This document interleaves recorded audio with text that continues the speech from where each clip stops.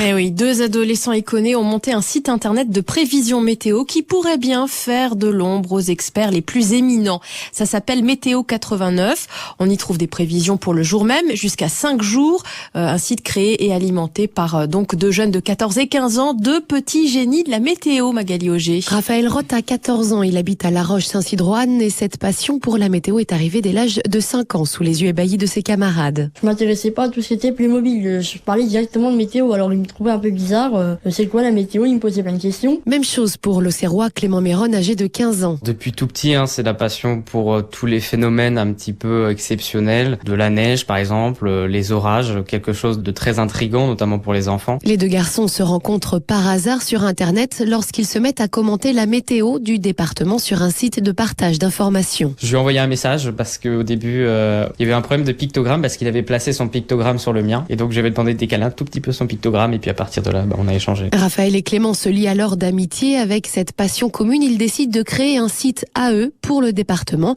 Prévision, alerte intempérie, chat, Clément a bien compris que l'information est primordiale. De plus en plus aujourd'hui, et d'ailleurs c'est pour ça que Météo France a inventé la vigilance météo depuis la tempête de 99, les gens veulent être prévenus suffisamment à l'avance pour pouvoir anticiper. Avec plus d'une centaine de visiteurs par jour, Raphaël et Clément souhaitent encore développer leur site car ils savent maintenant que la météo intéresse, comme ce 5 février où ils ont eu près de 1600 visiteurs. Il y avait un petit épisode verglaçant sur le département qui n'avait pas forcément été bien annoncé par tous les services de météo. Donc quand on a vu que ça pouvait prendre une ampleur un petit peu plus importante que prévenu, on a décidé de prévenir nos visiteurs. Jean-Marie Roland, l'ex-président du Conseil général de Lyon, donc on a prévenu d'un risque de verglas et qui a effectivement pu interdire les transports scolaires puisque ce jour-là les routes étaient quasiment impraticables. On a également des prévisions pile pour les matchs de la JOCR parce que c'est vrai que les cartes par exemple à la télé on voit le matin, l'après-midi, mais les matchs ça se déroule surtout en soirée à la baie des Champs. J'indique le temps qui fera pile à ce moment-là, la température et le vent qui peut être un facteur important pour le foot. Alors, comment peuvent-ils anticiper la météo? Eh bien, en allant décrypter des cartes météorologiques américaines qu'ils trouvent sur Internet, explique Raphaël. Ces cartes-là, en fait, au début, c'est plein de petites lignes avec des numéros. Donc nous, on s'y repère grâce à des légendes. On a appris tout seul à comprendre ce qu'était le modèle et comment le retranscrire en pictogramme. Je vais avoir la carte des précipitations. 5 heures du matin, je vois qu'il y a une bulle bleu clair. On a un petit risque de précipitation vraiment extrêmement faible, voire quasi inexistant. Pour demain matin, on pourra peut-être mettre un pictogramme couvert avec une petite bruine. Ils ont en plus de ça des instruments météo placés dans le jardin et reliés directement à une station posée sur le bureau de Clément. C'est la sonde des températures et l'humidité. Sous abri bien sûr, parce qu'on prend jamais la température en plein soleil. Donc là, un petit peu plus en hauteur, on a l'anémomètre qui mesure la force et la direction du vent. On a le pluviomètre.